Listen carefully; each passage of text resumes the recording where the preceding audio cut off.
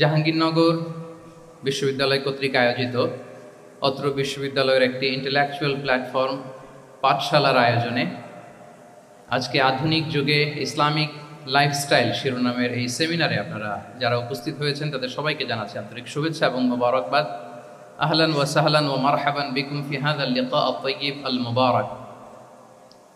আমরা শুরুতেই আল্লাহ রাব্বুল ইজ্জা ওয়াল জালালের দরবারে শুকরিয়া জ্ঞাপন করছি যে আল্লাহ তাআলা আমাদেরকে এরকম চমৎকার একটি পরিবেশে চমৎকার একটি বিষয়ের উপর কিছু আলোচনা শুনবার জন্য, এসে বসবার জন্য, জয়েন করবার জন্য সুযোগ করে দিয়েছেন। আমরা সবাই পড়ছি কালিমাতুশ শুকর আলহামদুলিল্লাহ। আল্লাহর দরবারে শুকরিয়া জ্ঞাপনের পাশাপাশি আমি আজকের এই হল রুমে উপস্থিত সবাইকে অন্তরের অন্তঃস্থল থেকে শুভেচ্ছা এবং মোবারকবাদ জানাতে চাই। আপনারা সেই মাগরিবের পর থেকে লম্বা একটা সময় বসে আছেন আজকের এই সেমিনারকে সার্থক করবার জন্য। আজকের এই প্রোগ্রামে উপস্থিত হবেন কিছু সময়ের মধ্যেই অত্র বিশ্ববিদ্যালয়ের সম্মানিত ভিসি মহোদয়, উপস্থিত আছেন প্রভিসি মহোদয়, বিভিন্ন faculty dean, head of the departments, professors, lecturers, stuffs এবং সুপ্রিয় শিক্ষার্থী বন্ধুরা, আপনাদের সবাইকে আবারও অন্তরের অন্তঃস্থল থেকে মোবারকবাদ জানিয়ে আমার সংক্ষিপ্ত আলোচনা আমরা শুরু করছি। আপনারা একটি টপিকের কথা শুনেছেন, যে এই টপিকের আলোকে কিছু কথা আমরা শেয়ার করবার চেষ্টা করব। আমরা স্যারদের মুখ থেকে শুনছিলাম যে এত চমৎকার পরিবেশে কোনো ইসলামিক সেমিনার বা কনফারেন্স এটা আগে হয়নি। আলহামদুলিল্লাহ, জুলাই আপরাইজিংয়ের পরে আল্লাহ তাআলা খুব সহজ করে দিয়েছেন আমাদের জন্য, প্রশস্ত করে দিয়েছেন। আপনারা জেনে থাকবেন যে আমি নিজেও প্রায় 5 বছর দেশের বাইরে ছিলাম। মালয়েশিয়াতে থেকে থেকে ভাবতাম যে দেশে কি আমি 29 সালে ঢুকতে পারবো না 41 সালে ঢুকতে পারবো। তো আল্লাহ তাআলার প্ল্যান যে ভিন্ন সেটা তো আমাদের জানা ছিল না। খুত্তাতুল্লাহি আ'যামু মিন খুত্তাতিনা, আমাদের প্ল্যানের চেয়ে আল্লাহর প্ল্যান অনেক বড়। আমরা এতটুকু দেখি, কিন্তু আল্লাহ হয়তো আরো অনেক দূর আমাদের জন্য প্রশস্ত করে রেখেছেন। আলহামদুলিল্লাহ। তো এই 5 আগস্টের গণ অভ্যুত্থান বা বিপ্লব পরবর্তী বাংলাদেশের এই চমৎকার পরিবেশে আমরা যে একত্রিত হতে পেরেছি, সুন্দর সুন্দর কনফারেন্স সেমিনারের মধ্য দিয়ে আমরা আমাদের আইডিয়াগুলো শেয়ার করতে পারছি, এটা আমাদের জন্য অনেক বড় নেয়ামা, আল্লাহর পক্ষ থেকে রাহমা। তো আমরা যেন এটাকে পজিটিভলি কাজে লাগাই এবং এই যে ইসলামের বিউটি, এটা যেন আমরা আমাদের ভাই বোনদের কাছে তুলে ধরতে পারি। আপনারা নিশ্চয় জানেন যে অনেকে ইসলামের বিরোধিতা করে, ইসলামকে অপছন্দ করে এজন্য না, ইসলামের ব্যাপারে তার ইনডেপথ নলেজ না থাকার কারণে। এখানে আমাদেরও দায় কম না। আমাদের প্রপার প্রেজেন্টেশনের অভাবে আমরা সুন্দরভাবে ইসলামকে তাদের কাছে হয়তো উপস্থাপন করতে পারিনি, ফলে তারা ইসলামের বিরোধিতা করে। তো আমাদের প্রাইম ডিউটি হচ্ছে আমরা নিজেরা ইসলামকে অনুশীলন করব এবং ইসলামের সৌন্দর্যকে, দ্য বিউটি অফ ইসলামকে আমরা অন্যের সামনে তুলে ধরব। এটা হচ্ছে আমাদের দায়িত্ব।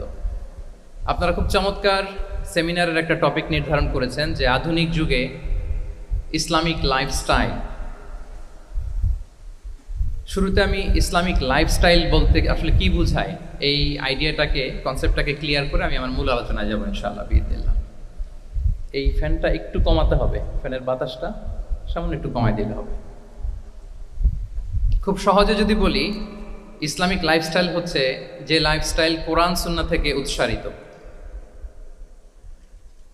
এবং যে লাইফস্টাইল হচ্ছে এন্ডোর্সড বাই ইসলাম, যে লাইফস্টাইল আমাদের প্রিয় নবী মুহাম্মদুর রাসূলুল্লাহ সাল্লাল্লাহু আলাইহি ওয়া আলিহি ওয়াসাল্লাম তিনি নিজে লিড করে দেখিয়েছেন আমাদেরকে, এটাই হচ্ছে ইসলামিক লাইফস্টাইল।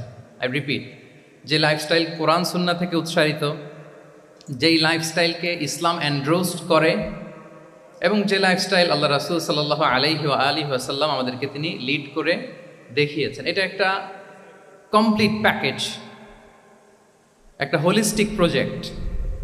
এখানে কাটছাট করার সুযোগ নেই, মানে পিক অ্যান্ড চুজ করার সুযোগ নেই। আমার পুরো জীবনটাকেই ইসলামে অনুশাসন দিয়ে যদি আমরা পরিচালিত করি, ইসলামের ছাঁচে যদি সাজাই, সেটা হবে ইসলামিক লাইফস্টাইল। এখানে পিক অ্যান্ড চুজের কোনো সুযোগ নেই। মানে মুসলিম হইলে পার্ট টাইম মুসলিম হওয়া যায় না, ফুল টাইম মুসলিম হইতে হয়।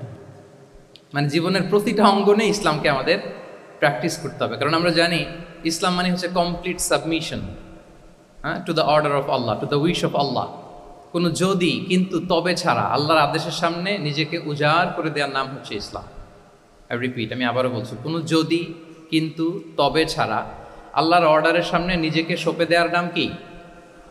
ইসলাম। সবাই বলুন তো, আল্লাহর আদেশের সামনে কোনো যদি কিন্তু তবে ছাড়া নিজেকে সাবমিট করা, এই সাবমিসিভ অ্যাটিটিউডের নাম কি? সবাই বলুন তো। তাহলে আপনি পিক অ্যান্ড চুজ করতে পারবেন না যে এটা আমার ভাল লাগে, এটা আমার সাথে যায়, সো আমি এটা নিলাম, এটা আমার সাথে যায় না, সো এটা থেকে আমি দূরে থাকলাম, তাইলে এটা ইসলামিক লাইফস্টাইল হলো না। এই কনসেপ্টটা কি ক্লিয়ার সবার কাছে? এটা একটা total package, it's a total project, it's a holistic programme. আপনি আপনার সুবিধা মতো এখানে কাটছাট করতে পারবেন না, নিলে পুরোটাই নিতে হবে। তো আমরা অনেকে আবার কাটছাট করি নিজের মন মতো, তাদেরকে উদ্দেশ্য করে আল্লাহ তাআলা বলছেন, আফাতুমিনুনা বিবা'দিল কিতাবি ওয়া তাকফুরুনা বিবা'দ। তোমরা কি আল্লাহর কিতাবের কিছু অংশ মানো আর কিছু অংশ তোমরা অস্বীকার করো? এটা তোমাদের পলিসি? জেনে রেখো, ওয়ার্নিং দিচ্ছেন যে তোমাদের পলিসি যদি এইটা হয়, তাহলে এই দুনিয়াতে আছে তোমাদের জন্য লাঞ্ছনা, আর আখিরাতে তোমাদেরকে শাস্তির মুখোমুখি হতে হবে। তাহলে কাটছাট করার সুযোগ নেই। আমরা যেটা করি, নামাজ, রোজা, হজ, জাকাতের মতো এই যে আনুষ্ঠানিক ইবাদতগুলো, এগুলোতে আমরা ইসলামকে খুব মানি, ইসলামের অনুশাসন মানি। কিন্তু আমাদের ব্যক্তি জীবন, পারিবারিক জীবন, সামাজিক জীবন, আমার ডিলিংসগুলো, আমার ট্রেড, আমার বিজনেস, আমার ব্যবসা, আমার বিয়ে শাদী, আমার বিহেভিয়ার, এগুলোকে অনেক সময় আমরা ইসলামের অনুশাসন অনুযায়ী মানতে চাই না। এগুলোর ক্ষেত্রে আমরা অনেক সময় ইসলামের অনুগামী হই না। এইখানে একটা ঝামেলা রয়ে গেছে আমাদের। কিন্তু মূল কথা হচ্ছে, আপনি ইসলামকে মানলে দ্য টোটাল প্যাকেজ আপনাকে মানতে হবে। এখানে কাটছাট করার কোনো সুযোগ আছে বলেন তো? আওয়াজ করে বলেন, কোন কাটছাটের সুযোগ কি আছে? কারণ কমপ্লিট প্যাকেজ, কমপ্লিট প্যাকেজ। জীবনের প্রতিটি অঙ্গনকে ইসলামের অনুশাসন দিয়ে সাজানো, বা জীবনের প্রতিটি অঙ্গনে ইসলামকে অনুশীলন করার নামই হচ্ছে ইসলামিক লাইফস্টাইল। মূলত ইসলামই একটা lifestyle. Islam is not merely a set of beliefs and rituals, rather it's a lifestyle. ইসলাম নিজেই একটা lifestyle that emphasizes justice, spirituality, integrity and modesty. আপনি যদি নিতে চান, আপনাকে পুরোটাই নিতে হবে, তাহলে কাটছাট করার সুযোগ নেই। এটা হচ্ছে প্রথম, first and foremost reminder tonight, যে ইসলাম একটা টোটাল প্যাকেজ, একটা কমপ্লিট প্রোগ্রাম, একটা হোলিস্টিক প্রোগ্রাম। এখানে পিক অ্যান্ড চুজ করতে পারবো না আমরা। আপনি যদি আমাকে ইসলামী লাইফস্টাইলের উপরেই সেমিনারে কথা বলতে বলেন, I must say you have to take the entire package, পুরোটাই আপনাকে নিতে হবে। এই আইডিয়াটা ক্লিয়ার হয়েছে আমাদের সবার কাছে? সবার কাছে ক্লিয়ার তো? তাহলে পিক অ্যান্ড চুজ করবো নাকি? শুনি নাই সবার কাছ থেকে। পিক অ্যান্ড চুজ করা যাবে? কাটছাট করা যাবে? কিছু কিছু রুলস এন্ড রেগুলেশন আমার খুব ভালো লাগে, আমার জন্য খুব সুবিধা হয়, ওইটা নিলাম, বাকিগুলা কাটছাট করে দিলাম। তার মানে সহজভাবে পার্ট টাইম মুসলিম হওয়ার কোনো সুযোগ নেই, হলে ফুল টাইম হতে হবে। কাস্টমাইজড ইসলামের কোনো সুযোগ নেই, টোটাল প্যাকেজটাকে আমার অ্যাডাপ্ট করতে হবে। এটা হচ্ছে ইসলামিক লাইফস্টাইল। তো আজকের এই সেমিনারে আমি কিছু ট্রেডস বা the core values of Islamic lifestyle আপনাদের সাথে শেয়ার করবার চেষ্টা করব, যাতে করে ব্যাপারটা আরও ক্রিস্টাল ক্লিয়ার হয় যে আসলে what is Islamic lifestyle all about. আসলে এটা কি, কিভাবে এটা আমরা অ্যাডাপ্ট করব, কিভাবে এটার সাথে নিজেকে খাপ খাওয়াবো, কিভাবে এটা আমরা প্র্যাকটিস করব। তাহলে প্রাথমিক কথা অলরেডি ডান, যে কাটছাট আমরা করব না, পিক অ্যান্ড চুজ করবো না, টোটাল প্রোগ্রামটাই আমরা নেওয়ার চেষ্টা করব। তো এখন আমরা কিছু কোর ভ্যালিউজের কথা বলবো, যেগুলো দিয়ে ইসলামিক লাইফস্টাইলের মূল ধরনটা আমাদের কাছে ক্লিয়ার হবে। ইসলামিক লাইফস্টাইলের কথা যদি আমাদেরকে বলতে হয়, প্রথম যেই ট্রেড, যে ক্যারেক্টারিস্টিক্স বা ভ্যালিউর কথা আমাকে বলতে হবে, সেটা হচ্ছে দ্য কনসেপ্ট অফ হালাল অ্যান্ড হারাম। ইফ দেয়ার ইজ নো হালাল অ্যান্ড হারাম, there is no Islamic lifestyle, for sure I am telling you. যদি হালাল হারাম না থাকে, এটা যদি আমরা মেনটেন না করি, এটা কোশ্চিনকালেও ইসলামিক লাইফস্টাইল হবে না। আপনাকে হারাম থেকে যোজন যোজন দূরে থাকতে হবে, আর হালাল দিয়ে জীবনটাকে সাজাতে হবে। কারণ যেখানেই হালাল সেখানেই বারাকা। রিপিট, আমি আবারও বলছি, যেখানেই হালাল সেটার মধ্যে কি? হারামে কোনো বারাকা আছে? হারামে আছে অস্থিরতা, সাময়িক উন্মাদনা, এর ভেতরে বারাকা নাই। হালালের ভেতরে আল্লাহ তাআলা বারাকা ঢুকিয়ে দিয়েছেন। আচ্ছা, আপনারা বলুন তো, গরুর গোশত খাওয়া এটা হালাল না হারাম? হালাল। কুকুরের গোশত খাওয়া হালাল না হারাম? আচ্ছা, গরু বছরে বাচ্চা দেয় কয়টা? গাভী? আচ্ছা, একটা। কুকুর দেয় কয়টা? কয়টা? 7টা, 8টা, 10টা? ফ্যামিলি প্ল্যানিং নাই তো? দেদারসে দিচ্ছে। আচ্ছা, গরু হালাল, কুকুর হারাম। গরু বাচ্চা দেয় কয়টা? কুকুর দেদারসে দিচ্ছে। তারপরেও বলেন, আমাদের এই যে বাংলাদেশে আমাদের কুরবানির ঈদে লক্ষ লক্ষ গরু জবাই হয়, বিয়ের অনুষ্ঠানগুলোতে এত গরুর গোশত আমরা খাই, প্রতিদিনের চাহিদা মেটানোর জন্য তো কত গরু কোরবানি করা হয়। এরপরে বলেন, বাংলাদেশে গরু বেশি না কুকুর বেশি? সবাই বলেন, গরু বেশি না কুকুর বেশি? কারণ কি? হালাল। কারণ কি? এই হালালে বরকত ঢুকিয়ে দিয়েছে কে? তাহলে if there is no concept of হালাল অ্যান্ড হারাম, there is no Islamic lifestyle. প্রথম core value of Islamic lifestyle হচ্ছে আপনাকে হালাল দিয়ে আপনার জীবনকে সাজাতে হবে। লা ইয়াদখুলুল জান্নাতা জাসাদুন গুযিয়া বিল হারাম। হারাম খেয়ে বর্ধিষ্ণু যে দেহ, সে দেহ আল্লাহর জান্নাতে প্রবেশ করবে না। মানে whatever you consume, it should be হালাল। এটা হালাল হইতে হবে। শুধু যেটা আপনি খাচ্ছেন এটাই না, কুলু মিম্মা ফিল আরদি হালালাম তাইয়্যিবা, আল্লাহ তাআলা বলেছেন যেটা কনজিউম করবো হালাল হবে, হালাল হতে হবে। তো এটা শুধু এত ন্যারো কনসেপ্ট না, আপনার জীবনের সবটাই হালাল হতে হবে। ইউর ফুড শুড বি হালাল, ইউর ড্রিঙ্ক শুড বি হালাল, ইউর ইনকাম শুড বি হালাল, ইউর ফ্যাশন শুড বি হালাল, ইউর এন্টারটেইনমেন্ট শুড বি হালাল। সব কিছু হালাল হইতে হবে। আমরা অনেকে যে ভুলটা করি, আমরা খাওয়ার ক্ষেত্রে শুধু হালাল খুঁজি, এরকম অনেকে করে, কিন্তু অন্যান্য ক্ষেত্রে হালাল হারামের বাছ বিছান নাই। আমি একটা উদাহরণ প্রায়ই দেই, দেখবেন যে আমাদের বাংলাদেশের সরকারি অফিসগুলোতে তো ঘুষ চলে নাকি? আল্লাহ ঘুষ থেকে এই জাতিকে তুমি হেফাজত করো। আচ্ছা, দেখবেন যে আমাদের বিভিন্ন সরকারি অফিসগুলোর মুসলিম কর্মকর্তারা, তারা ওয়াইন খায় না। আমি দেখেছি, থাইল্যান্ডে গিয়েছে, চায়না গিয়েছে অফিসের কাজে, ওখানে হালাল রেস্টুরেন্টগুলো খুঁজে, কারণ মুসলিম, তার হালাল খাইতে হবে। তো সে ওয়াইন খায় না, পর্ক খায় না, কারণ ইসলামে এটা হারাম। আবার অনেক হিন্দু কর্মচারী, সে আবার গরুর গোশত খায় না, কারণ কি তার ধর্মে ওইটা হারাম। কিন্তু এই মুসলিম কর্মচারী, হিন্দু কর্মচারী দুইজনের নির্বিশেষে মাশাআল্লাহ ঘুষ খায়। এরকম হয় না? দেখেন, মুসলিম ওয়াইন খায় না, পর্ক খায় না, তার ধর্মে হারাম। আমার হিন্দু ভাই গরুর গোশত খায় না, এটা তার ধর্মে হারাম। কিন্তু ঘুষ আবার দুই ধর্মে হালাল নাকি? হ্যাঁ, হালাল। তার মানে ওই যে pick and choose, you got the point, right? Pick and choose করেছে যে আমার ধর্মের এই নিয়ম আমি মানবো, কারণ এটা আমার জন্য খুব ফ্লেক্সিবল, এটা খুব ভালো লাগে। কিন্তু যেটা কঠিন হয়ে যাচ্ছে, যেটা তার বিরুদ্ধে দাঁড়াচ্ছে, ওইটা সে মানে না। তাহলে পিক এন্ড চুজ করার কোনো সুযোগ। আমরা আমাদের গোটা জীবনকে হালাল দিয়ে সাজাইতে হবে, তাহলে your lifestyle will be Islamic lifestyle. এই কথাটা কি বুঝতে পেরেছেন? তাহলে ইউর ফুড শুড বি হালাল, ইউর ড্রিঙ্ক শুড বি হালাল, ইউর ফ্যাশন শুড বি হালাল, ইউর ইনকাম শুড বি হালাল, ইউর এন্টারটেনমেন্ট শুড বি হালাল, even your relationship should be হালাল। ব্যাপার কি? এটার এত আওয়াজ বেড়ে গেল।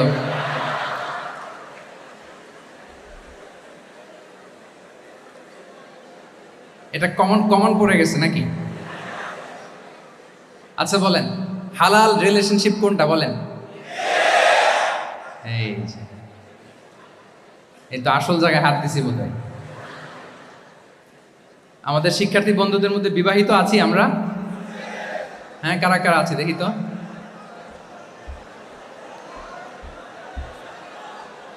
দেখি দেখি, মাশাআল্লাহ মাশাআল্লাহ, ঠিক আছে ঠিক আছে। আমাদের বোনরা উপরে আছেন, মাশাআল্লাহ, অনেকে হাত তুলেছেন, আলহামদুলিল্লাহ। এই তো আমাদের যারা হাত তুলছেন তাদের জন্য একটা তাকবীর দেই আমরা, আল্লাহু আকবার। এই যে আপনারাই বলেছেন, আমার কোনো লিগ্যাল অপিনিয়ন দেওয়ার প্রয়োজন হচ্ছে না, যে হালাল রিলেশনশিপ হচ্ছে বিয়ে। তাহলে বিয়ের বাইরে যদি আমার কোনো রিলেশনশিপ থাকে, হালাল না হারাম? ফতোয়া দিচ্ছে কে? আমি? আপনারাই দিচ্ছেন। বলেন, বিবাহ পরবর্তী কোনো যদি এক্সট্রা ম্যারিটাল রিলেশনশিপ থাকে, এটা ইসলামে হালাল না হারাম? তাইলে pre marriage relationship, after marriage relationship এটা শরীয়তে হারাম। তো এই হারাম যদি আমি এই হারামের সাথে যদি নিজেকে জুড়ে দেই, তাহলে আমার লাইফস্টাইল এটা ইসলামিক লাইফস্টাইল হতে পারে না। আমরা বিয়ের মতো পবিত্র বন্ধনের মধ্য দিয়ে আমরা আমাদের দাম্পত্য জীবনকে উপভোগ করব। আল্লাহ তৌফিক দান করুক। এই যে অনেকে হাত তুলে ফেলছে মাশাআল্লাহ, তার মানে সেকেন্ড ইয়ারে আছে, ফার্স্ট ইয়ারে আছে, থার্ড ইয়ারে আছে, আলহামদুলিল্লাহ হালাল রিলেশনশিপে তারা গিয়েছে মাশাআল্লাহ। তাহলে হালাল এন্ড হারামের ব্যাপারে যদি আমরা বলি, আমাদের পুরো জীবনের প্রতিটি অঙ্গন আমরা হালাল দিয়ে সাজাবো। কি বলেন, পারা যাবে তো ইনশাআল্লাহ? হারামের সাথে আমাদের কোনো সম্পর্ক আছে? হ্যাঁ, আমরা সবকিছু হালাল দিয়ে সাজাবো তো? হারামকে আমরা না বলে দিব না, নো। আজকের এই জহির রায়হান মিলনায়তন, না এটা কি নাম, জহির রায়হান মিলনায়তনের এই হলরুম থেকে হারামকে আমরা লাল কার্ড দেখাই দিলাম। কি বলেন, হারামকে আমরা নো বলবো, আওয়াজ করে বলুন নো। ওকে, নো টু হারাম। তাহলে দ্য কনসেপ্ট অফ হালাল এন্ড হারাম আশা করি আমাদের কাছে ক্লিয়ার। আমরা হালাল দিয়ে নিজেদের জীবনকে সাজাবো, হারামের সাথে আমাদের কোনো সম্পর্ক নাই। তাহলে একটা ট্রেড আমরা শেয়ার করলাম, একটা কোর ভ্যালিউ শেয়ার করলাম, যে আমরা যদি হালাল মেনটেন করতে পারি আমাদের জীবনে, এটা হচ্ছে one of the core values of Islamic lifestyle. 2 নম্বর হচ্ছে ইসলামিক লাইফস্টাইলটা বেসিকলি এটা একটা প্রোডাক্টিভ লাইফস্টাইল। মানে ইসলাম আমাদেরকে, ইসলামী লাইফস্টাইল আমাদেরকে প্রোডাক্টিভ হতে উদ্বুদ্ধ করে। আপনার দিন শুরু হবে অনেক সকালে, প্রোডাক্টিভিটি নিয়ে অনেক লম্বা আলোচনা করা যেতে পারে। আমি ছোট্ট একটা পয়েন্ট যদি আজকের এই হলরুমে শেয়ার করি প্রোডাক্টিভিটি নিয়ে, যে ইসলামিক লাইফস্টাইল হচ্ছে আপনি একেবারে সকাল সকাল আপনার দিন শুরু করবেন। Early to bed and early to rise makes a man healthy wealthy. সবাই তো শিখেছি এটা, যে আগে আগে ঘুমোতে যাও, আগে আগে ঘুম থেকে জাগো, তুমি ধনী হবে, তারপর তুমি প্রজ্ঞাবান হবে, তুমি সুস্বাস্থ্যের অধিকারী হবে। এটা হচ্ছে ইসলামিক লাইফস্টাইলের একটা কোর ভ্যালিউ। সকাল সকাল দিন শুরু করা, মানে সানরাইজের আগে আমার সকাল শুরু হবে। কাজী নজরুলের যে কবিতা, সূর্যি মামা জাগার আগে উঠবো আমি জেগে, পড়েছি আমরা সবাই, কিন্তু হয়তো মানা হয় না। তো এই যে সকাল সকাল ঘুম থেকে ওঠা, এটা যদি আপনার মধ্যে না থাকে, এটা ইসলামিক লাইফস্টাইল হতে পারে না। You must be a morning person. সকাল সকাল উঠতে হবে। আপনার সময় এমনভাবে মেনটেন করবেন আপনি, যে সকাল সকাল ফজরের পর থেকে আপনি অ্যাক্টিভ। তার মানে you have to wake up early, you have to sleep early. একজন মর্নিং পারসন যদি না হন, এটা ইসলামিক লাইফস্টাইল হবে না। এর কারণ আল্লাহ রাসূল সাল্লাল্লাহু আলাইহি ওয়া আলিহি ওয়াসাল্লাম আমাদেরকে সকালে জেগে থাকার ব্যাপারে ইন্সপায়ার করেছেন, এবং তিনি দোয়া করেছেন এই উম্মার জন্য স্পেশালি, যে এই সময়টা এটা ফুল অফ বারাকা, ফুল অফ ব্লেসিংস। তিনি দোয়া করেছেন, আল্লাহুম্মা বারিক লি উম্মতি ফি বুকুরিহা। আল্লাহ এই উম্মতের বুকুরটা, মানে সকালের সময়টা, লেটস সে সানরাইজের পরে 3-4 ঘন্টা, এই সময়টাকে আল্লাহ আপনি বরকত দিয়ে ভরে দেন। এই সময়টাতে ঘুমানো যাবে না, এটা হচ্ছে বরকতের সময়। এবং আল্লাহ রাসূল সাল্লাল্লাহু আলাইহি সাল্লাম যদি কোনো সামরিক অভিযান প্রেরণ করতেন, এই টাইমে প্রেরণ করতেন, এই বুকুরের টাইমে। এবং সাহাবারা তাদের কোনো ট্রেড ক্যারাভান, ব্যবসায়িক কাফেলা যখন সেন্ড করতেন, এই টাইমটাতে সেন্ড করতেন, কারণ এই টাইমটাতে বারাকা। তো এখন নিজের সাথে মিলিয়ে নেন যে এই টাইমটাতে আমরা কি করি। আমি জানি না আপনাদের কি অভ্যাস। আমি এসে তো শুনলাম যে জাহাঙ্গীরনগর বিশ্ববিদ্যালয়ে নাকি যতজন শিক্ষার্থী, মানে ততজনের জন্য এখানে আবাসনের ব্যবস্থা আছে।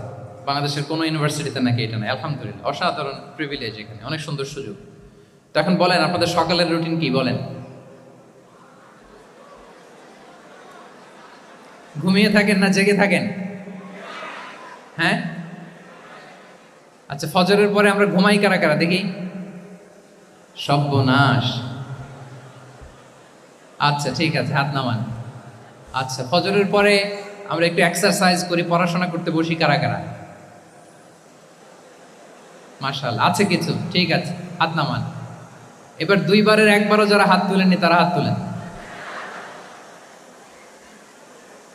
আপনারা কি করেন?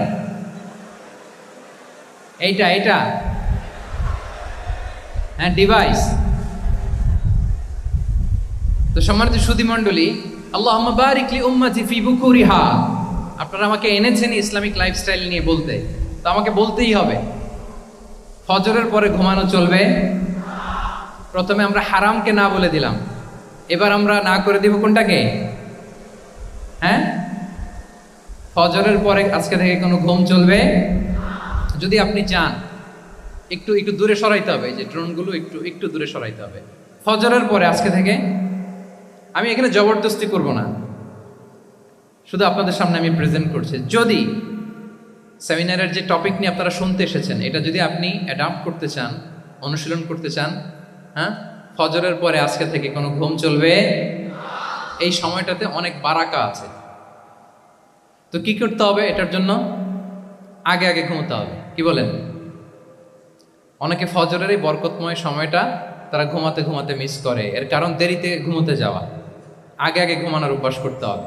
কিন্তু আগে তো ঘুম আসে না, তাই না? এই যে ডিভাইস আমাদেরকে ঘুমাতে দেয় না, আমাদের শান্তির ঘুম কেড়ে নিছে এই ডিভাইস। এই ডিভাইস অ্যাডিকশন, স্ক্রিন আসক্তি, এই স্ক্রিন আসক্তি আমাদের শান্তির ঘুমকে কি করেছে? কেড়ে নিয়েছে। আল্লাহ তাআলা রাতকে বানিয়েছেন ঘুমের জন্য। ওয়াজআলনাল লাইলা লিবাসা, লিবাস মানে আবরণ। আমি রাতকে বানিয়েছি পোশাকের মতো আবরণ করে, যে আবরণ রাত্রিবেলা নিঝুম নিঝুম নিস্তব্ধ অন্ধকার দিয়ে ছেয়ে দেয়। ফলে মেলাটিন নামে একটা হরমোন নিঃসরিত হয়, আমাদের ঘুম ঘুম ভাব আসে। ঘুমের জন্য আল্লাহ তৈরি করেছেন রাতকে। এরপরে আল্লাহ তাআলা বললেন ওয়াজআলনান নাহারা মাআশা, আর দিনকে বানিয়েছি আমি প্রাণ চঞ্চল করে। দিনে আমরা কাজ করব, তাহলে রাতে আগে আগে ঘুম, আর দিনের বেলা আল্লাহ তাআলা আমাদেরকে কাজ করার জন্য সৃষ্টি করেছেন। কিন্তু এই সাইকেলটাকে আমরা ঘুরাই ফেলছি। রাতে যত দেরি করে আপনি ঘুমাবেন, সকালে ঠিক তত দেরি করে আমাকে উঠতে হয়, ঠিক কিনা বলেন? তাহলে ফজরের পর বকুর পিরিয়ড অফ টাইমটাকে কাজে লাগাতে হলে রাতে আমাদেরকে আগে ঘুমাতে যেতে হবে। রাতে কি করতে হবে? আগে ঘুমোতে যেতে হবে। তাহলে এক নম্বরে কি বললাম? কনসেপ্ট অফ হালাল এন্ড হারাম। 2 নম্বরে বললাম প্রোডাক্টিভিটি। ইসলামিক লাইফস্টাইল হচ্ছে একটা প্রোডাক্টিভ লাইফস্টাইল। এটা মেনটেন করতে হলে প্রোডাক্টিভিটির অনেক কথা। একটা কথা হচ্ছে সকাল সকাল আপনার দিন শুরু করুন।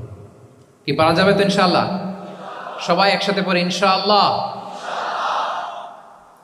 এই যে আমাদের দেরি করে রাতে ঘুম আসে, স্ক্রিন আসক্তি, এই ডিভাইস আমাদের আরামের ঘুম কেড়ে নিছে কেন জানেন? এর কারণ হচ্ছে আল্লাহর দেয়া যে ফিতরাত, এই ফিতরাতকে আমরা উল্টে দিয়েছি। ফিতরাত শব্দটার সাথে আপনাদের পরিচয় আছে? হ্যাঁ, the innate characteristics of a human being.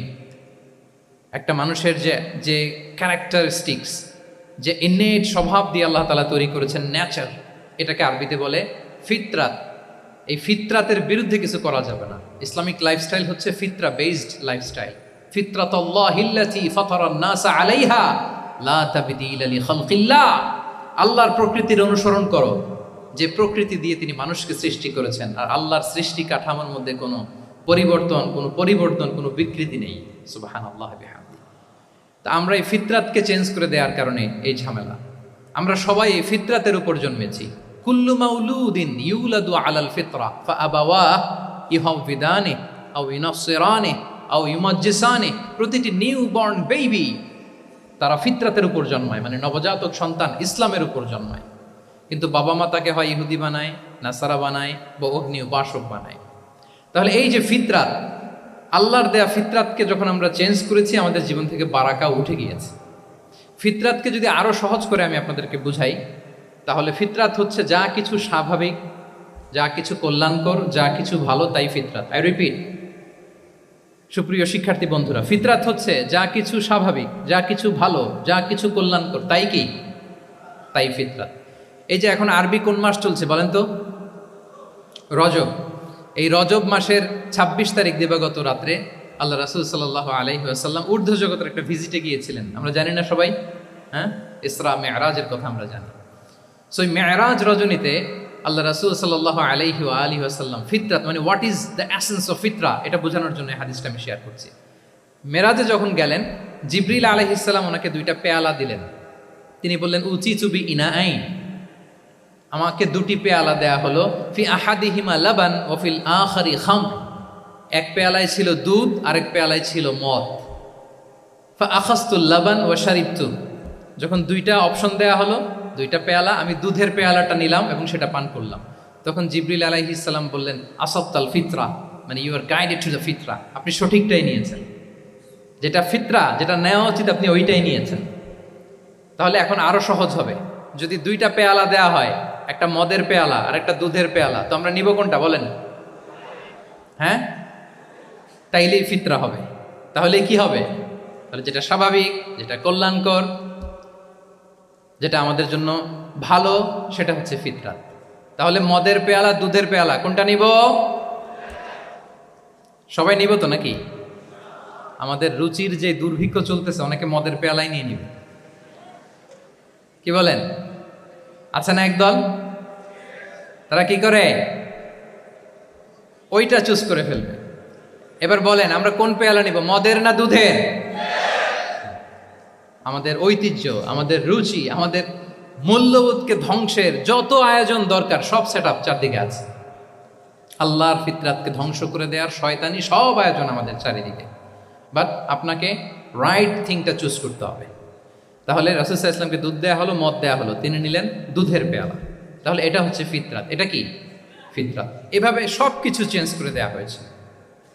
সব কিছু, আমাদের লাইফস্টাইল চেঞ্জ করে দেওয়া হয়েছে, আমাদের ফুড হ্যাবিট চেঞ্জ করে দেওয়া হয়েছে, আমাদের খাদ্যাভ্যাসের মধ্যে পরিবর্তন। দেখবেন যে এখন আমরা যা খাই, আগে কিন্তু এটা খাইতাম না। এখন আমরা প্রসেসড ফুড খাই, হ্যাঁ, ফাস্ট ফুড খাই, জেনেটিক্যালি মডিফাইড যে ফুডগুলো আমরা খাই, এরপরে ল্যাব মিট, কত যে ভয়ঙ্কর।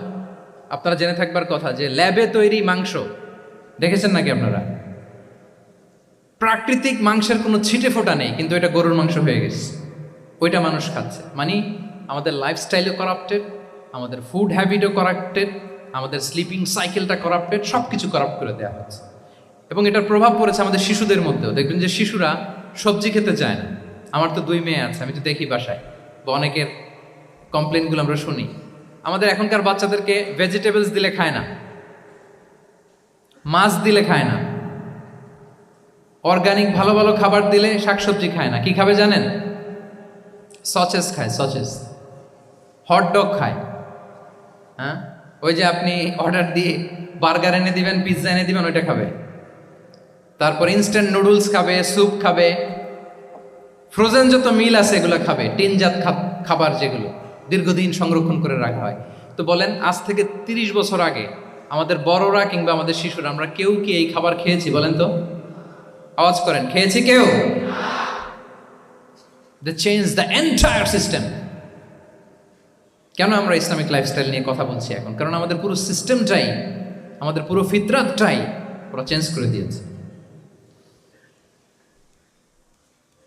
তারপর ডিভাইস ছাড়া বাচ্চারা খেতে চায় না, কার্টুন দেখে দেখে খাওয়াতে হয় ওদের। কি বলেন? আচ্ছা বলেন তো, আজ থেকে 30 বছর পেছনে ব্যাক টু দ্য হিস্ট্রিতে যদি আমরা যাই, 70-এর দশকে, 80-র দশকে বাংলাদেশের কোনো একটা গ্রামের কথা, একটা পল্লীর কথা আপনি একটু চিন্তা করেন তো। রাত 8টার দিকে, 9টার দিকে আপনি ওই গ্রামের কাউকে খুঁজে পাবেন? 70-এর দশকে, 80-র দশকে একটা গ্রামের, একটা গ্রামীণ একটা পরিবেশের কথা যদি চিন্তা করেন, রাত 8টায় সবার কি অবস্থা বলেন তো? আপনি তো ঘুম খুঁজে পান না, আপনার তো ইনসমনিয়া। আমাদের এখন ট্যাবলেট খাওয়া লাগে না ঘুমের জন্য? আমাদের তো ইনসমনিয়া হয়ে গেছে এখন। কিন্তু আজ থেকে বেশি দূরে না, 30 বছর আগের একটা গ্রামীণ পরিবেশের রাত 8টার পরিবেশ হচ্ছে সবাই ঘুম।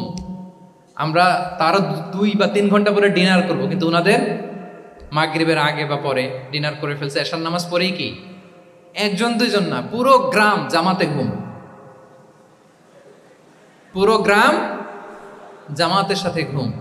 তো যে লোকটা 8টার দিকে ঘুমালো, উঠবে কখন বলেন?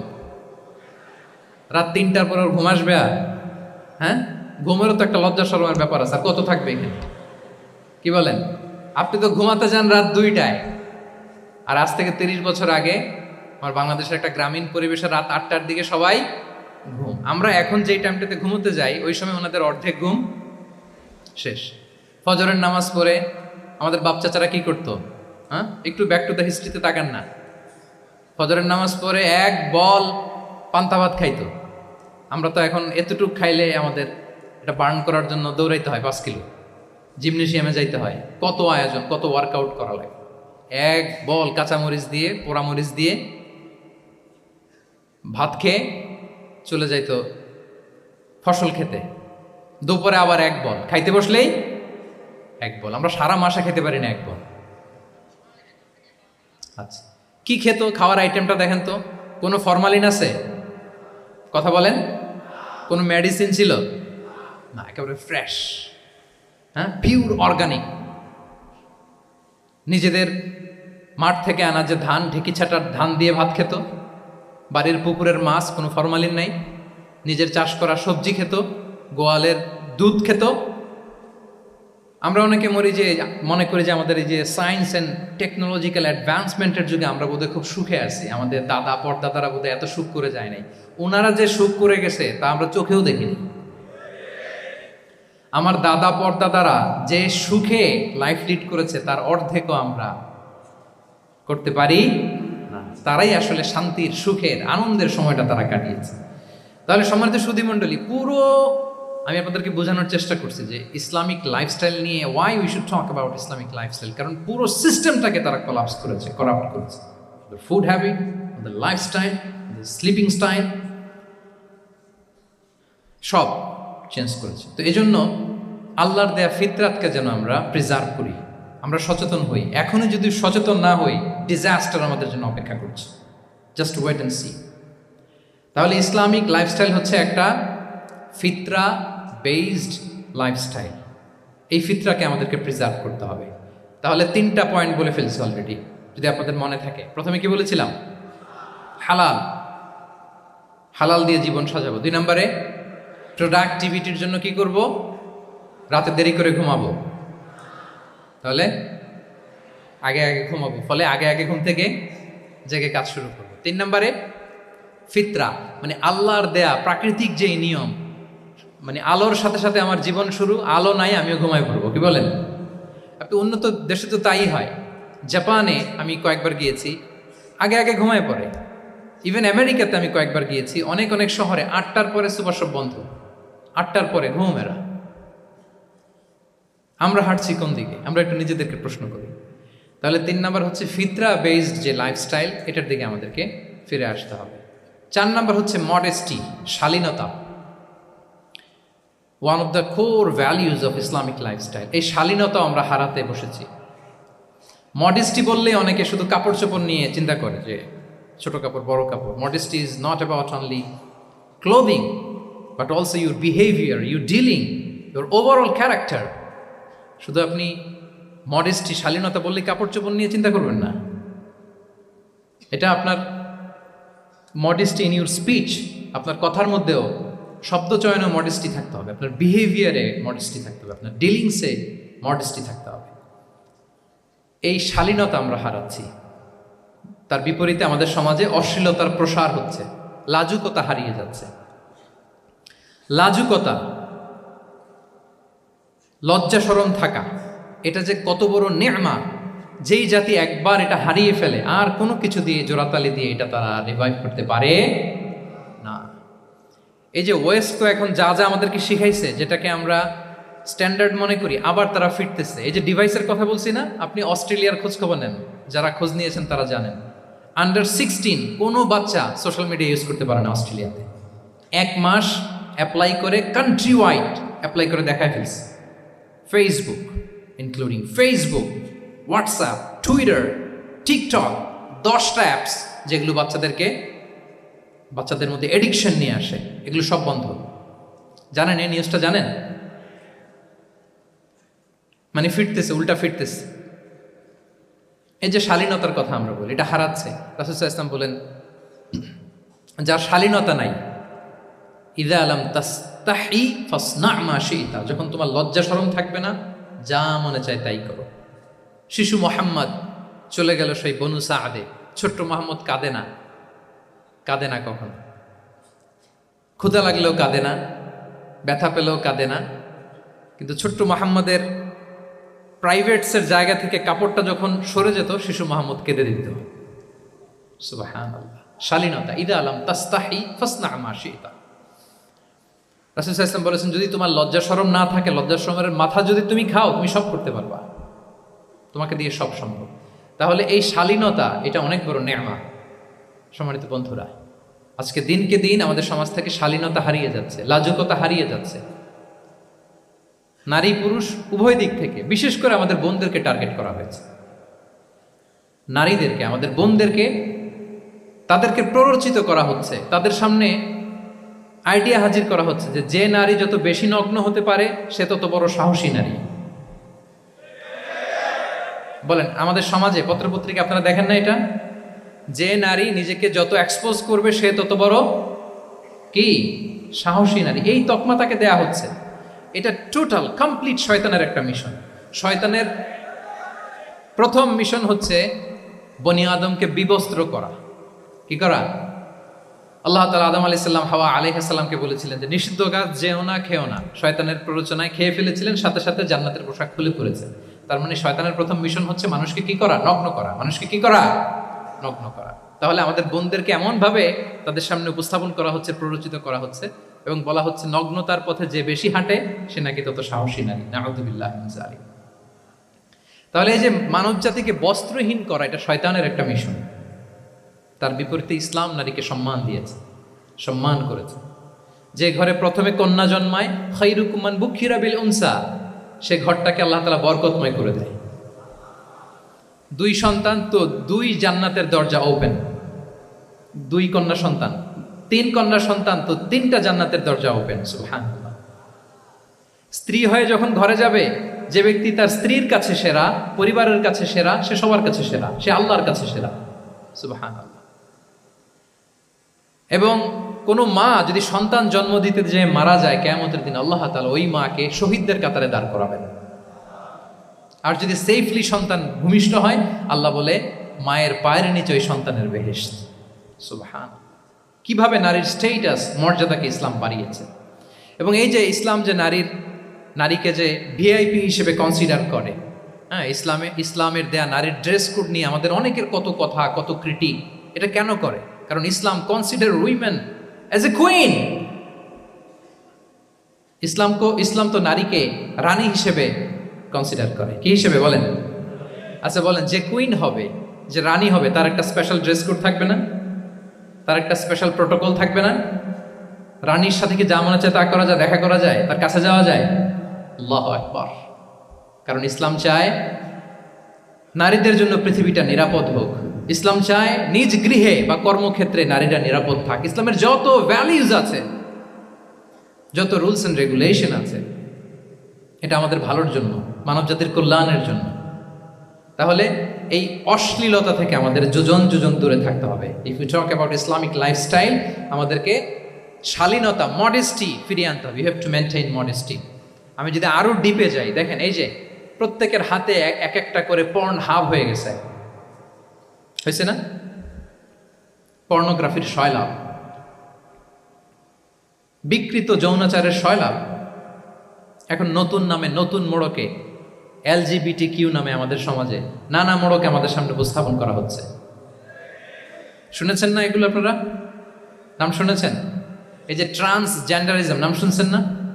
নিজের দেহ কাটাকাটি করে দিব্যি পুরুষ, 4 সন্তানের বাবা, এখন হঠাৎ করে বলে যে আমি মনে মনে নারী, তো সোসাইটি যেন আমাকে নারী স্বীকৃতি দেয়। বায়োলজিক্যালি দিব্যি নারী, 3 সন্তানের মা, এখন বলে যে এখন আমি মনে মনে ভাবতেছি পুরুষ, তো আমাকে পুরুষ হিসেবে তুমি কনসিডার করো। আল্লাহর দেয়া ফিতরাত, এই যে বলছে উল্টায় ফেলতেছে, এই ফিতরাতকে ধ্বংস করার সবচেয়ে জঘন্যতম এই নতুন যেটা বাজারজাত করা হচ্ছে যে আইডিওলজি, এটা হচ্ছে ট্রান্সজেন্ডারিজম। অধিকারের মোড়কে, তাও আসতেছে কিভাবে? কিসের মোড়কে বলেন তো? রাইটসের কথা বলে, যেটা একটা রাইটস। এজন্য সম্মানিত সুধীমণ্ডলী, শালীনতার কোনো বিকল্প নেই। If you want to take care of yourself, if you want to take care of your family, your society, you have to maintain modesty. কোনো বিকল্প নেই, সাবধান হইতে হবে আমাদেরকে। তাহলে 4 নম্বরে কি? শালীনতা, মডেস্টি। শালীনতা হচ্ছে ইসলামিক লাইফস্টাইলের ভূষণ। এখন পরিকল্পিতভাবে এই শালীনতার কবর রচনা করা হচ্ছে আমাদের সমাজে। আপনারা কি রাগ করতেছেন? কথা ক্লিয়ারলি বুঝতে পারতেছেন? আমি যদি রয়ে শয়ে কথা বলি তো বুঝতে পারবেন আপনারা? ক্লিয়ারলি মেসেজগুলো আমি আপনাদের সামনে পৌঁছে দিচ্ছি। তাহলে কয়টা গেল? 4টা। হালাল, প্রোডাক্টিভিটি, প্রিজার্ভিং ফিতরা, অ্যান্ড ফাইনালি মডেস্টি। 4টা কাভার।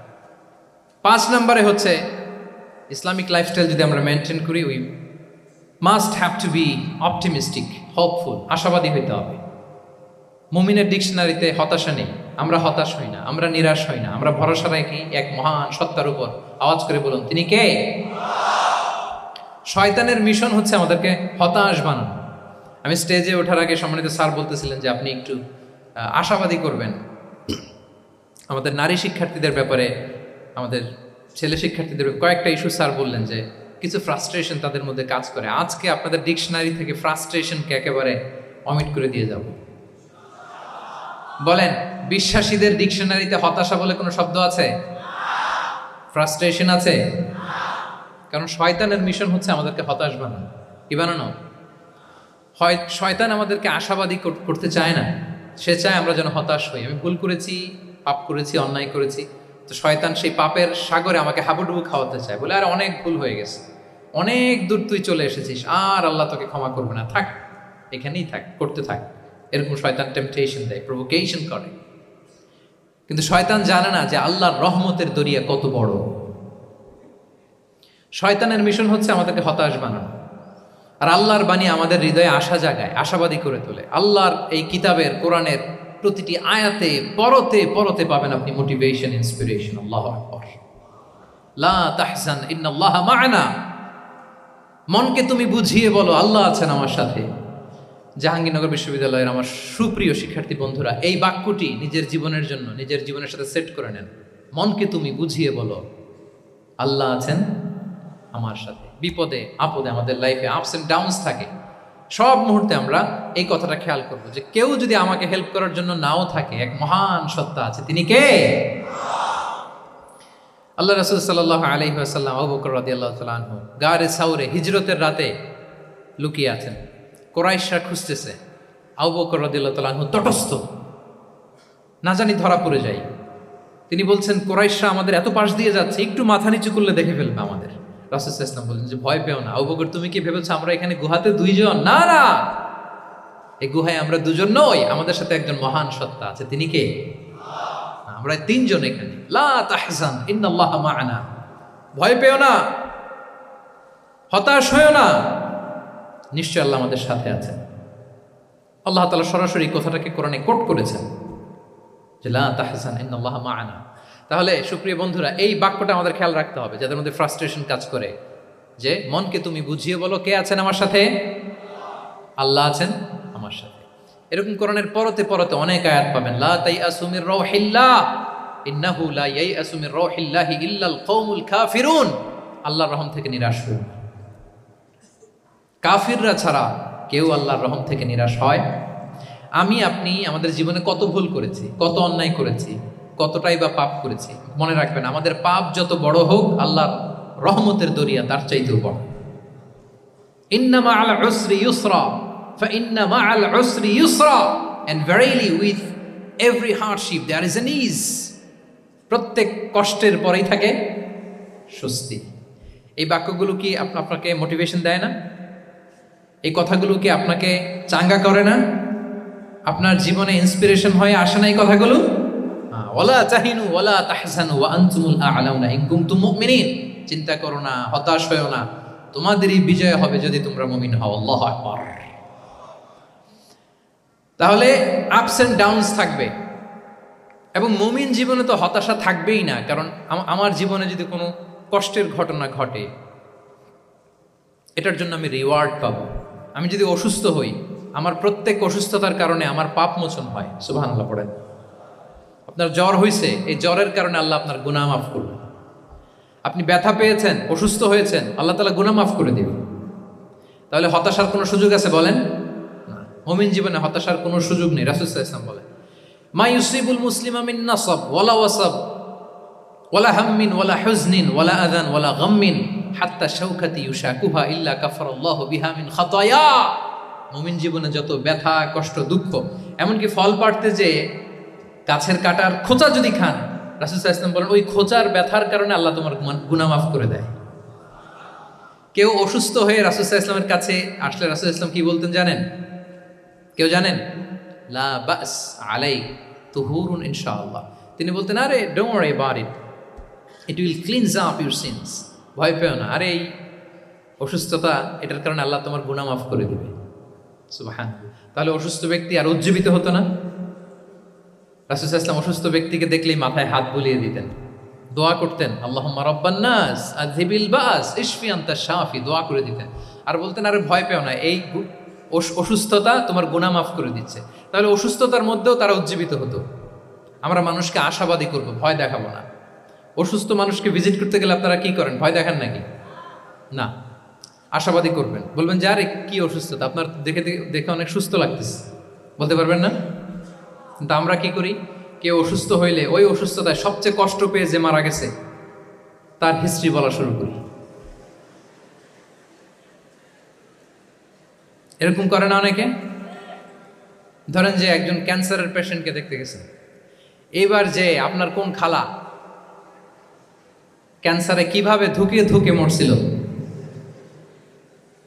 ওই হিস্ট্রি আপনি বয়ান দিতে শুরু করছেন। বেচারা বাঁচবে? যা একটু সুস্থ ছিল ওইটাও তো অসুস্থ বানাই দিচ্ছেন। কি বলেন? তাহলে ইসলাম আমাদেরকে আশাবাদী করে। প্রিয় ভাই এবং বোনেরা, কি করে? আশাবাদী করে।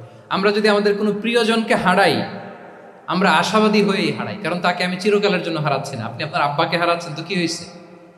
বাপ হারায় তো কাঁদবে নাস্তিক। কি বলেন? নাস্তিকদের তো মরার পরে নাকি আর কিছু নাই। হ্যাঁ, দেখবেন আপনাদের সামনে সামনে অনেক কিছু বলে যে কিছু নাই, যা দেখি না বিশ্বাস করি না। একা একা যখন মৃত্যুর পরে কি হবে চিন্তা করে ওর দম বন্ধ হয়ে আসে। ইসলাম মানুষকে আশাবাদী করে। দেখেন আমরা কত দূর দেখি, কত দূর ভাবি। আমার দাদা মারা গেছে, এটা আমার কোনো টেনশনেরই কারণ না, কারণ আমি সবসময় ভাবি আমার দাদাকে আমি ওপারে যেয়ে পাবো। আমার আব্বাকে আমি হারিয়েছি তো ওপারে পাবো। আমার বন্ধুকে আমি হারিয়েছি, কাছের বন্ধুটা যে আমার জন্য খুব ইন্সপিরেশন ছিল, সাময়িক বিচ্ছেদ এটা আমাদের জন্য, কারণ আমরা ওই জগতে বিশ্বাস করি। আল্লাহু আকবার। তাহলে হতাশা আমাদের ডিকশনারিতে আজকে থেকে রাখা যাবে। ইসলামিক লাইফস্টাইল যদি মেনটেন করতে চান, you have to be optimistic. Clear কথাটা? আচ্ছা, এরপরে গ্রেটফুলনেস, 6 নাম্বার। গ্রেটফুলনেস, আপনাকে কৃতজ্ঞ হইতে হবে, শুকরগুজার হইতে হবে। আমরা অনেকে কমপ্লেইন করি খুব বেশি, না এটা ভুল। সম্মানিত সুধীমণ্ডলী, be grateful with what you have. যা আছে এটা নিয়ে শুকরগুজার হন, আপনার জীবনটাকে আল্লাহ সুন্দর করবে। তাহলে কমপ্লেইন করবো না, আমরা শুকরগুজার হব। রাসূল সাল্লাল্লাহু আলাইহি ওয়াসাল্লাম বলেছেন, তোমার চেয়ে যে খারাপ অবস্থানে আছে তার দিকে তাকাও, যে ভালো আছে তার দিকে তাকিও না। হ্যাঁ, যে ভালো আছে তার মতো আপনি হওয়ার চেষ্টা করবেন। আপনার গোল থাকবে। I am not talking about the goals and plans. Your plan and goal should be bigger and bigger. But আপনি ও খুব ধনী, ও খুব ভালো আছে এটা দেখে কষ্ট পাবেন না, কারণ আপনি খেয়াল করেন যে আপনার চেয়ে অনেক খারাপ অবস্থানে আছে অনেকে। ওর দিকে তাকালে দেখবেন যে আপনার আর খারাপ লাগতেছে না। শেখ সাদি রাহিমাহুল্লাহ, বিখ্যাত কবি, নাম শুনেছেন না? ওনার একবার পায়ে দেওয়ার মতো জুতা ছিল না। কি ছিল না? সবাই বলুন, কি ছিল না? জুতা। তো উনি একবার রাস্তা দিয়ে হাঁটতেছেন, হঠাৎ দেখেন এক লোকের 2টা পাই নাই। কি নাই?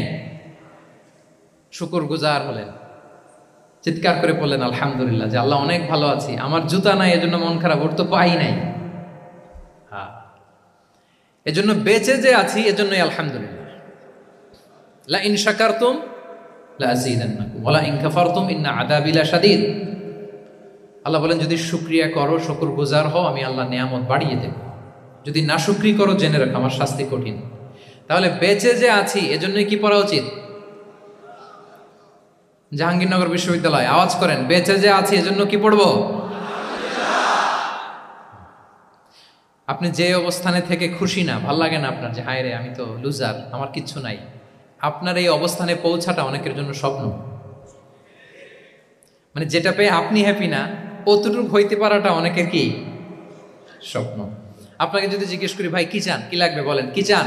তা আপনি বলবেন যে শেখ আমি ধনী হইতে চাই, আমার একটা ব্রাইট ক্যারিয়ার চাই, আমি টাকা চাই, আমি খ্যাতি চাই, আমি ক্ষমতা চাই, এটা কত যে চাওয়ার ফিরিস্তি আমাদের।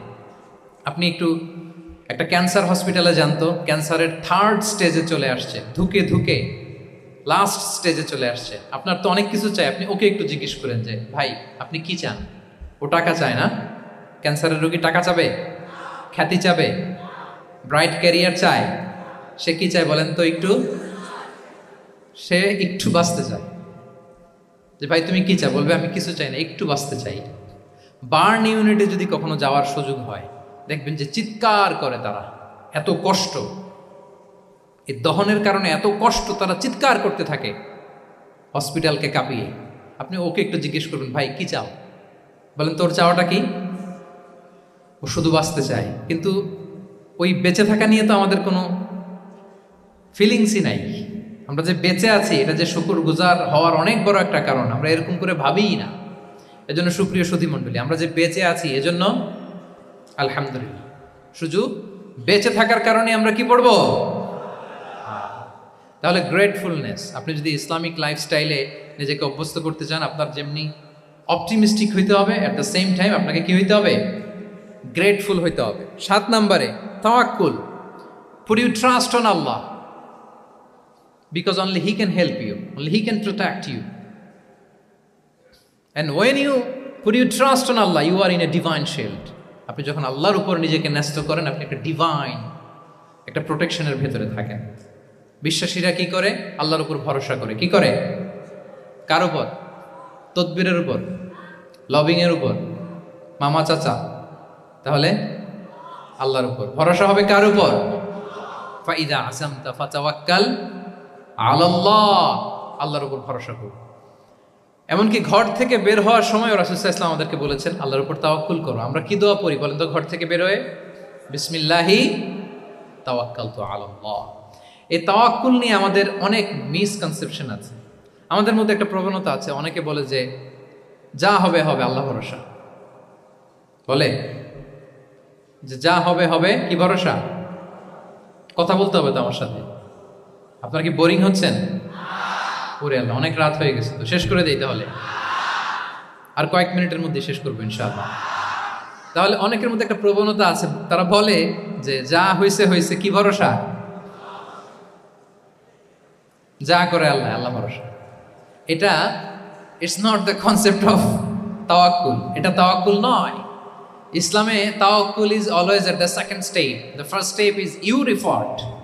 প্রথমে আপনি চেষ্টা করবেন, এরপরে আপনি আল্লাহর উপর তাওয়াক্কুল করুন। কিছু না করে যদি বলেন আমি আল্লাহ ভরসা, এটা আল্লাহ ভরসা হয়েছে?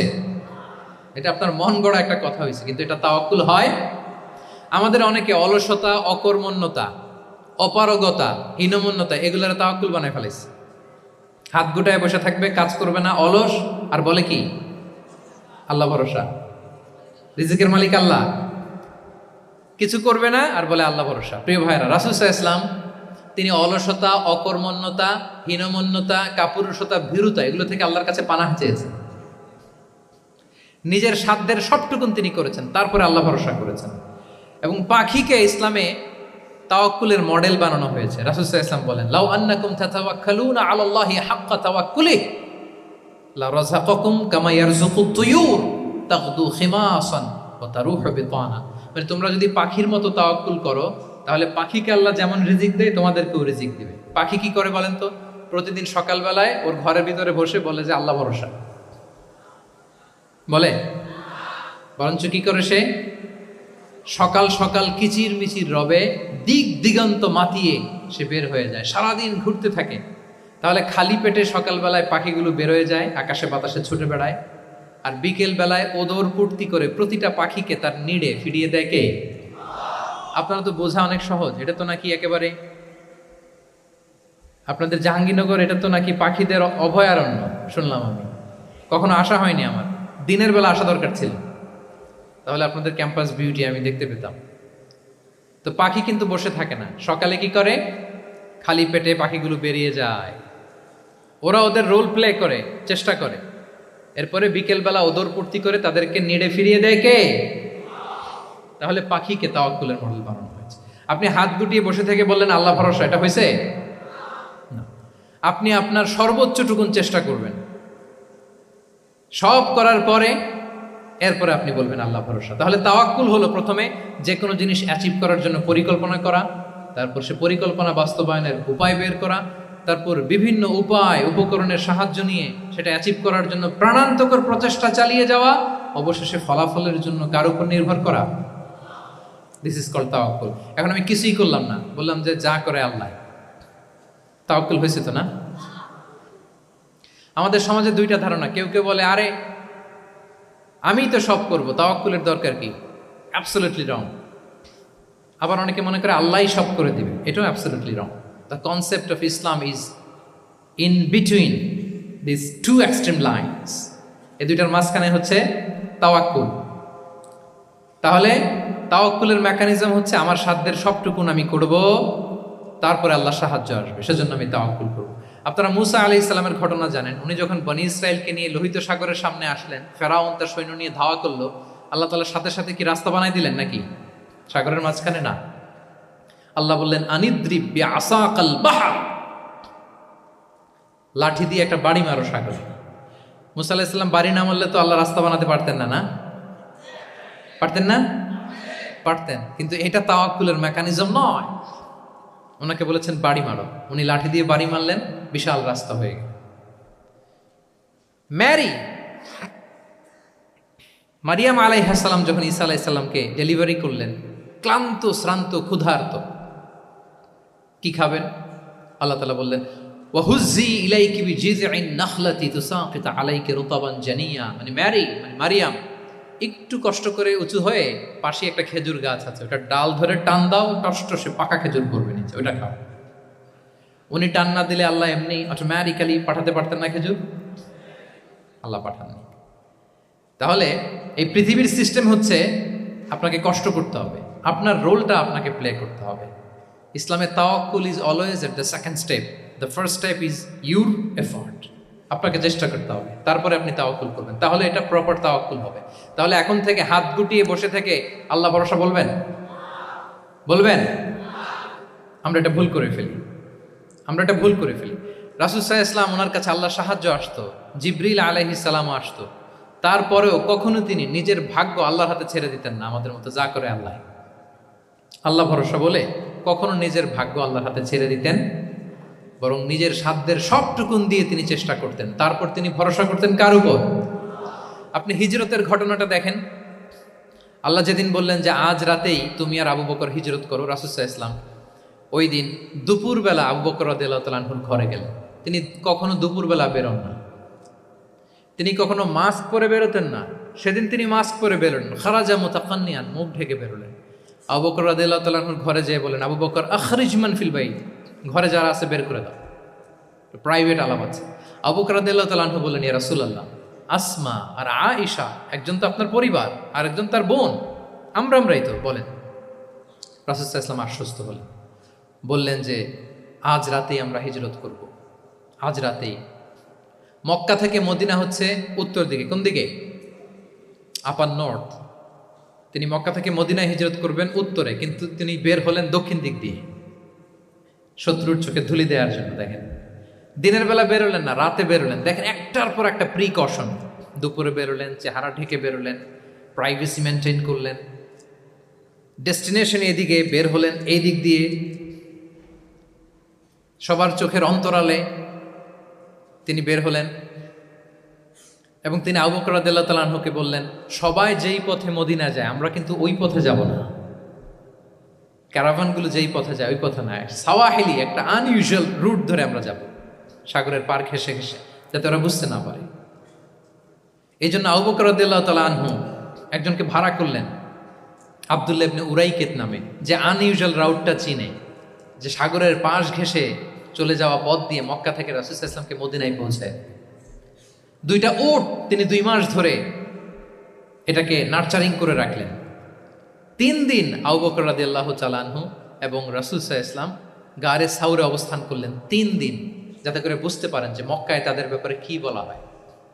এবং আবু বকর রাদিয়াল্লাহু তাআলা আনহুর ছোট্ট ছেলে আব্দুল্লাহকে অ্যাসাইন করা হলো যে, আব্দুল্লাহ, তুমি তো ছোট মানুষ, তুমি প্রতিদিন মক্কার বাজারে যেয়ে শুনবা যে আমাদের ব্যাপারে কুরাইশরা কি বলে। নিশ্চয়ই তারা তন্ন তন্ন হয়ে আমাদেরকে খুঁজবে, না পেয়ে ওরা কি কি পলিসি নেয় এটা এসে আমাদেরকে জানাবো। সুবহানাল্লাহ। ছোট্ট আব্দুল্লাহ মক্কার বাজারে কে কি বলে শুনে গোয়েন্দার মতো করে, স্পাইয়ের মতো করে সে তথ্যগুলো নিয়ে, খাবার নিয়ে গারে সাউরে প্রতিদিন ইনফরমেশন পাস করে আসতো, আবার খাবার দিয়ে আসতো।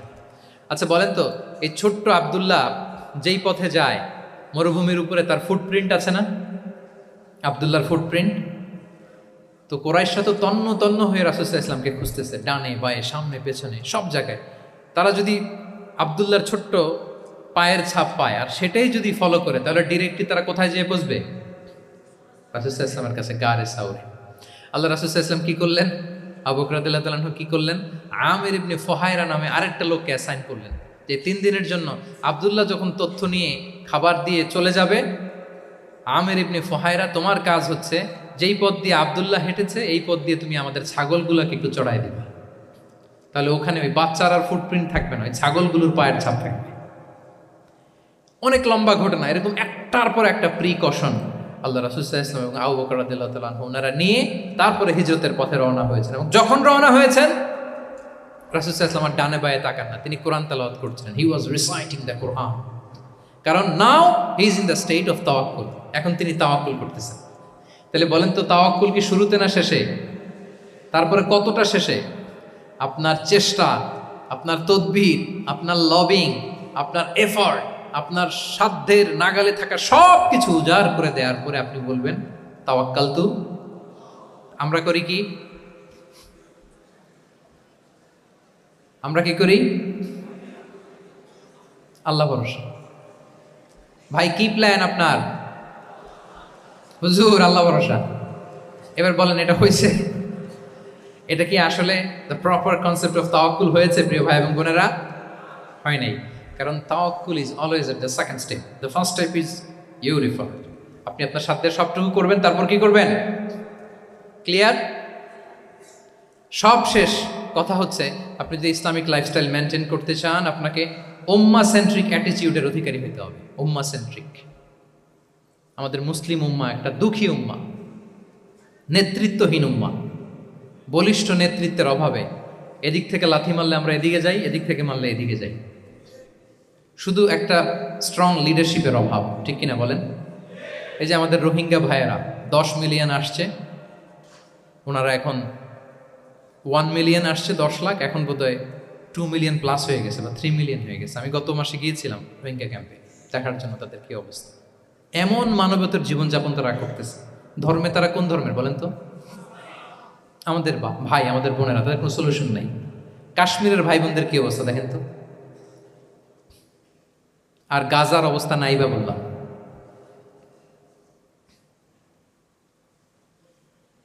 পাখির মতো গুলি করে মারা হয়েছে, মসজিদ ধ্বংস করা হয়েছে, এমনকি খ্রিস্টানদের গির্জা ধ্বংস করা হয়েছে। একটা লিডারশিপের, একটা স্ট্রং লিডারশিপের অভাবে আজকে আমাদের এই অবস্থা। এই জন্য আপনি যদি ইসলামিক লাইফস্টাইলের কথা বলেন, অফকোর্স আপনাকে উম্মাহ সেন্ট্রিক মেন্টালিটির হতে হবে। এই দুঃখী উম্মাকে নিয়ে আপনার প্রজেক্ট থাকতে হবে।